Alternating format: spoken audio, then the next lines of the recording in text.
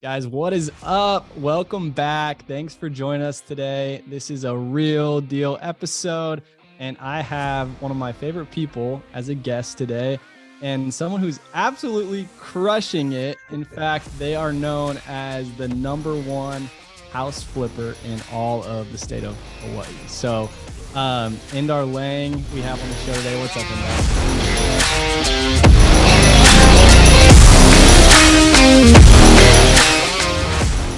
Aloha. How's everyone doing? Excited to be here. Thank you for having me. It's gonna be fun. Let's talk some good story. Let's share some good insight to some guests up there. Yeah, dude, you're a legend. So thanks for being here. You're over on Oahu currently, and I'm over on Maui. It's crazy because we met before I even moved to Hawaii. So it's not just because we're both out here, we're friends. Yeah. No, now that you're here, I should be coming and hanging out with you. I think I hung out with you more when you were just visiting at the time when we were doing the events. But yeah, we met I know, man. at the mastermind. Plenty of time. So, well, dude, you've done hundreds of deals, like hundreds of deals, and we're just having you pick one that we're going to dive into. We're kind of talking about it for a second off camera, and you said, let's just talk about the very, very first deal I ever did. Yeah, so is that the one you want to go dive into? Yeah, I've done 120 plus flips now for over 10 years. So there's a lot I can pick. I can pick the big $3 million fancy cool ones, but I always like to talk about my first one because that was when the struggle was real. And that was when I learned a lot myself. Yeah. And I think that's what keeps people from getting started is their first deal. It's scary and it's intimidating. And it's like this fear of, what do they say? The fear of loss is way bigger than the fear of gain or the excitement of gain or whatever it is, right? Meaning they're going to be hesitant to do something because they might lose out than they are to do something because they might gain. And so I think that's a perfect example of first deal for a lot of people. That's why they ultimately never get started. But yeah, give us a breakdown on it. This business is scary in general. I mean, big numbers, lots of zeros. And you know what's scary, I guess, at the beginning is the change. So I had a great job. I have an engineering background. I was an engineer and getting paid well. It was making the leap to do something different and changing into a new environment and bringing this entrepreneur. That whole thing was scary to me, of the making that jump to doing this. Of course, the numbers and so forth was another scary part of as well. When I first started flipping here in Hawaii, everyone said you can't scale Hawaii, you can't do too many flips in Hawaii. Our numbers were too big. So this first deal I bought this house for I think it was 750,000, I think, or 720. Can't remember. This was 2014. So this is a while ago. We bought this house for 720,000, I think it was. It was in Kaneohe, and I was scared. Before that, I barely knew what escrow was. I barely knew the process of the whole process. And I was putting in offers. I was trying to find my first deal for like 9 months. And I was getting like deflated, like ready to quit. A few deals fell out of escrow. And I was like, and you had a full-time job at this time. So you weren't like a real estate investor. Was this just kind of like, hey, I want to do this on the side, maybe as a side hustle or make some quick cash, or what got you into even looking? Well, we bought our first house and we did that. We lived in it and sold it ourselves. So it kind of turned me on to the process of buying and selling a house, just going to bank. We bought a little condo for 240,000 and I sold it for 340,000, 2 years, paid no capital gains. So people ask, what's the best place to start? I always say, go to the bank, spend your Saturday, speak to a banker, figure out what they will give you. They give you 100 grand, use that 100 grand and go buy something. Go buy we bought a 550 square foot condo was our first house. We actually bought a little condo, tiny little thing, for 240,000. And I lived in it, painted it, loved it, and to work myself with my wife, girlfriend, and we sold it. And that was how I learned a lot. Just buying a house. I mean, the process was just, you learn so much when you go through escrow. I mean, it's a different lingo, real estate. I mean, the language of, I don't know, purchase and sale agreements and escrows and closing statements. I don't know. There's so much different Yeah, lingos. so much.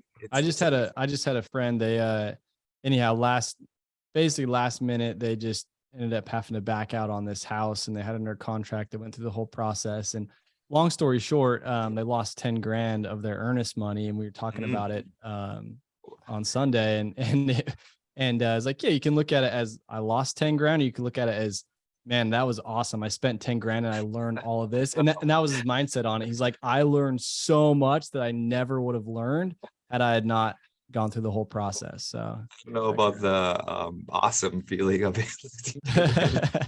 Actually, on my first deal, I didn't get into it, but so I got this deal under contract, and I had to do 10 grand earnest money deposit. Had no idea what I was doing. I didn't know. Back at then, hard money lenders didn't lend to just anybody how they do now. They only lent to expert. You had to have experience under your belt. So I couldn't get a lender. I brought in a partner of mine who did 3 flips at the time, and he knew a lender, and that was his job. Reason I brought him in, he was going to find a lender, help get it closed. I was using my money when I sold my personal house to gap fund a deal. I made 90 grand. I was using that as my the gap fund. Um, and my partner ended up moving away and moved his whole family away. And the hard money lender fell through, and we're like 2 weeks from closing, and my 10 grand was at stake. I just got on the phone to 15 different lenders as I do right now with this. I'm doing a bigger deal on the same story. So I just get on the phone and just cold call every lender I can find, and found a lender that can use appraisal and close. And I begged the seller for 2 more weeks, but I was scared shitless because I was going to lose 10 grand earnest your money back was deposit. against the wall. Yeah. And that's a You had to lot of figure money. it out. That Yeah. was a lot of money Yeah. to me. And yeah, I figured it out, and I got that thing closed. And um, even doing the You deal, finally found somebody after just calling. That's like, okay, I'll loan you the money. yeah, a hard money lender. My partner still let me use a fake JV agreement that we did deals together just to show experience. And I actually did that for people later on, because hard money lenders used to not lend unless you had experience. I think we were at like 12 or 14% and 2 points, 3 points. It was just, that was what rates and hard money lender was at the time. Yeah. It was just used to be expensive. So what We just happened? You got it. And then did you get hosed, or did this turn out no, did it turn yeah, out we got the good? deal, and everything and anything you expected to happen happened. Our contractor was doing great, and he ended up using drugs, and I kicked him off the job. I don't tolerate that, and luckily I was able to finish the job with myself, and I brought some helpers in to help me finish the job. We did have some licensed plumbers and electricians who handled most of it. I think we budgeted 120, went over to 160. So we went over budget, which hurt a little. But no, and then we sold it. We went way over asking. We sold it for I think 1,050,000. We sold it for. And it was super stressful, and I just learned a ton of work, learned a ton of stuff. Did a lot of the work myself too at the time. I'm pretty handy at construction. And What was the total holding time that you had it for before you sold it? shoot, I think it was like 6 to 7 months. We made about 90,000. Okay. And so that partner I had on the deal, I still hold true to my word. I split it with him, even though he left and did nothing on the deal. And we had a Wow. handshake agreement basically. I still paid him his half. I charged a project management fee on the work I was doing, but I Yeah. still paid him half of some profit, and he did nothing. I'm still like that today. For Sometimes you. I value my word and my relationships with people over anything else, because in Hawaii it goes a long way a lot of times. Yeah. Well, it's no wonder you've been as successful as you've been. You kind of almost have to be that way if you want to stick around in business, or you Yeah, want, especially in the construction world. yeah. People have to know that you're good for your word. Yeah, that's It's hard. awesome. It's hard because as you grow and you get bigger, often on Instagram, you get some hate and, something, there's always something as you're growing, you get bigger, but you just Yeah. kind of keep just plugging away and doing you, that's what I tell people, just do you. My Yeah. biggest competitor is myself, and that's who I compete against, is constantly myself. So good. So with this property, I know you looked for a bunch, and you finally found this one after putting lots of offers in. And I think a lot of people feel that way, especially on their first Yeah. deal.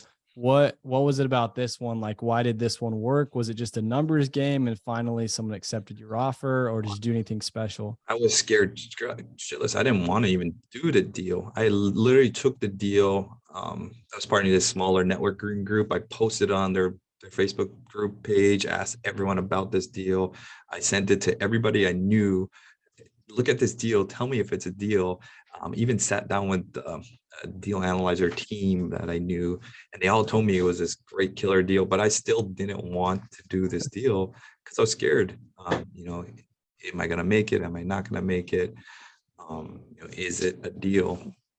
And luckily it was, but I was scared. I still get scared today when I buy a $3 million house and, we got to sell it later on.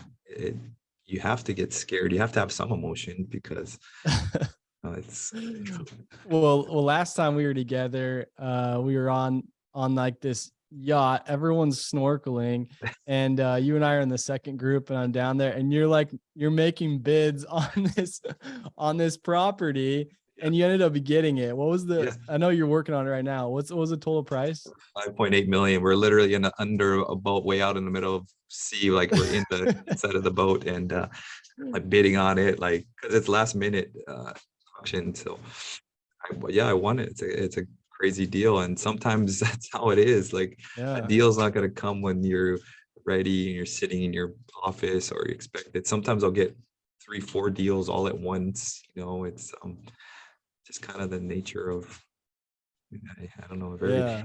So Dude, it's just cool to see, like, to hear you, who's done, well over 100 flips now, the top of the top, and hear you talk about how scared you were to pull the trigger on your first deal. And then not only that, like, just cool to see it, later as I'm watching you win this bid for 5.8 million bucks, while we're in the middle of the sea. And so, I mean, I think that just goes a long ways. Do you feel like, I know you said you still get scared now a little bit, but do you feel like what changed from like taking the leap? You did it even though you were scared, thought you might lose your money, but you did it anyways, because you felt good enough about it, to like doing so many deals now. How do you get over that for a lot of people that are stuck the there? biggest part was how to scale. How do you scale in Hawaii? That was very difficult to figure out because I had no one to look up to. How do you do 3, 4, 5? I think we have 18 going right now. We have about 30 million in fix and flips in Hawaii. Another 7. No, I think we sold 2. We have another 7 across the U.S. So how do you scale? Is definitely everyone's question that is on their mind. And it's not, the answer to how you scale is, it's not an overnight thing. You do 1, 2 the first year, 3, 4 the next year, 5, 6, 7. It's not an overnight success. I'm sorry to Yeah. say, but this is 10 years of doing it and grinding, and you slowly grow, and that's how you scale. You figure out your weaknesses, and you slowly get rid of your weaknesses or the things you don't want to do. You get help from a great team behind, to help do a lot of the things that will allow you to do more. Is a big thing how I scaled. And I think the biggest factor I think I associate with now not being scared on a deal is educating myself on that deal. And so any deal I do, I'm the expert on that property. I know what's sold in that neighborhood. I know expired, what's pending, even what's going to come on the property, on that neighborhood, what's going to come up. I know what the activity of that neighbor more than even a real estate agent, because it's my money at stake. So I want to know everything about that house, that neighborhood, our comps, and I want to be that expert in that area because when I go talk to an agent and I know, hey, let's list at this price because this sold over there for this much, or that square footage that you're talking about didn't match our square footage, things like that. Now I have now I have credibility to banter with Yeah. an agent and so forth, or even a buyer Yeah. or seller, and so That's forth. awesome. That's I give that same advice to everybody as far as like it doesn't cost any money to research the heck out of your potential buying market. Like you should know it so well because it's hard to recognize when a good deal comes up if you don't know what an average deal looks like. And so it's like, dude, hop on Zillow, hop on realtor.com, hop on KSL, Craigslist, hop on Facebook Yeah, Marketplace. Like, yeah. what are things going for? And rent wise too. Like, what do things rent for? And then the more you start to learn and know, and in your case, if you're buying houses and flipping houses, which you hold a lot of your properties, which is super cool, and I know that's one of your goals is to continue to like build your passive income from the properties that you burr and you keep and hold on to,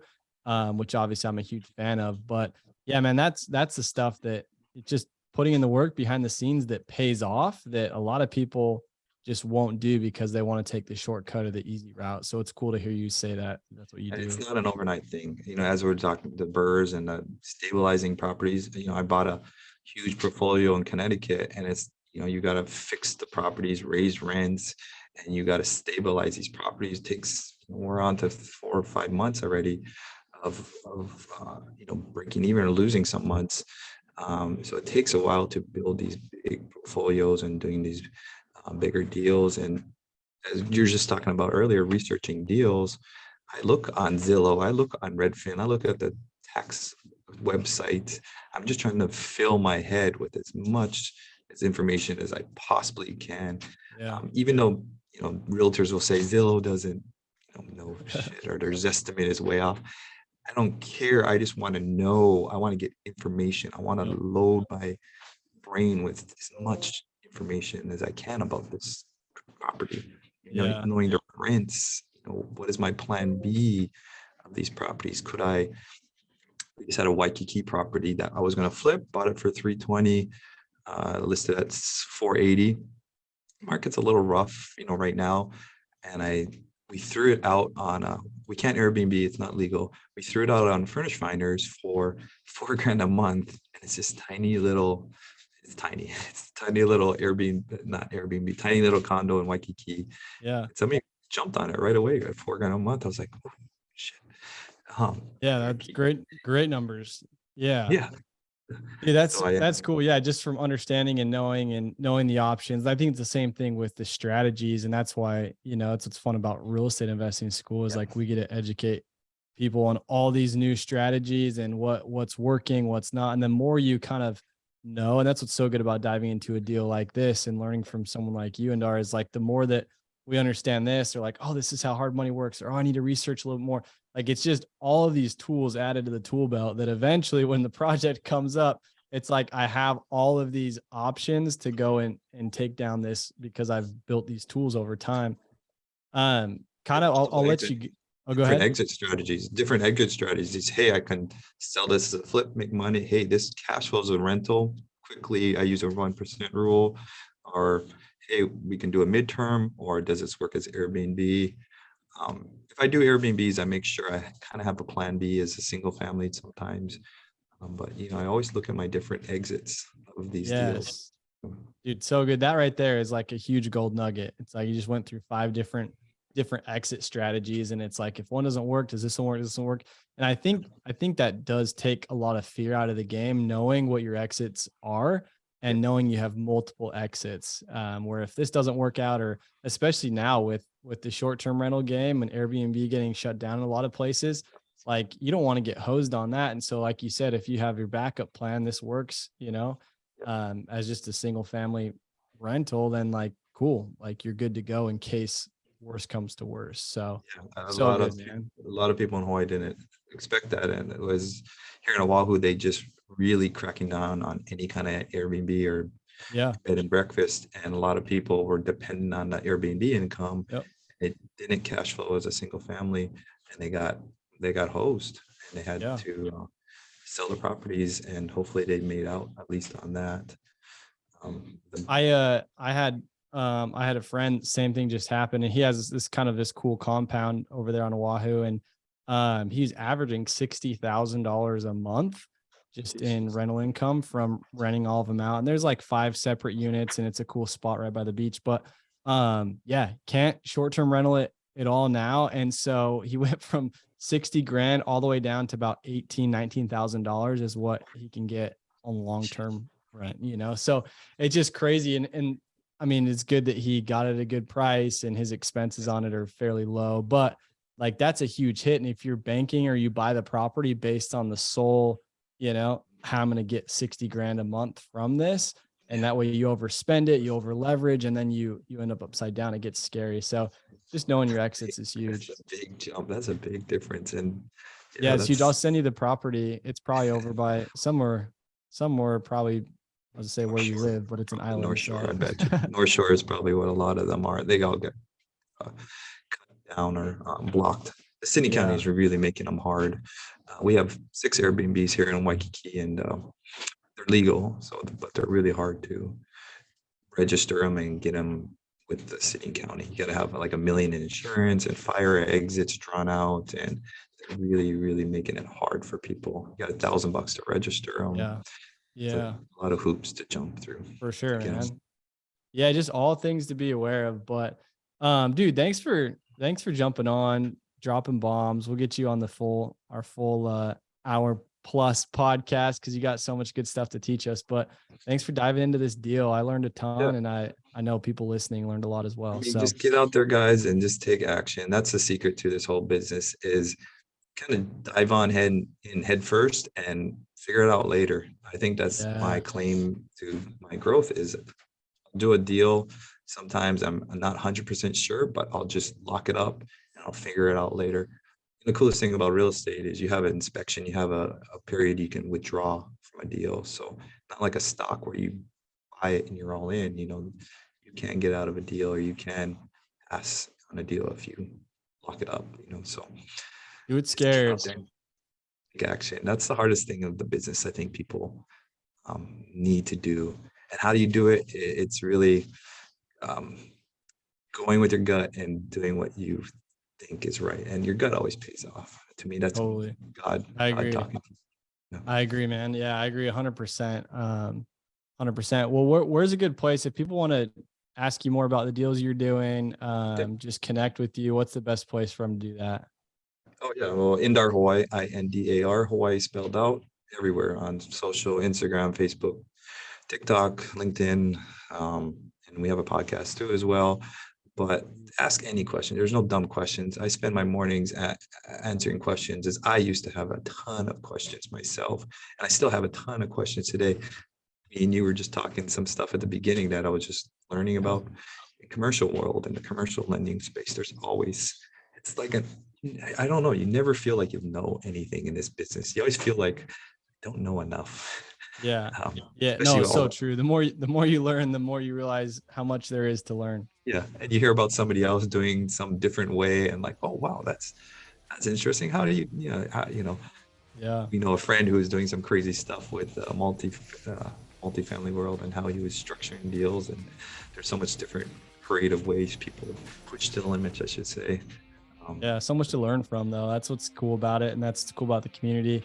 And like I know on Instagram too, you're always answering questions and responding to people and putting out good content. So and you got an Instagram following too that you're gonna keep growing and pushing that.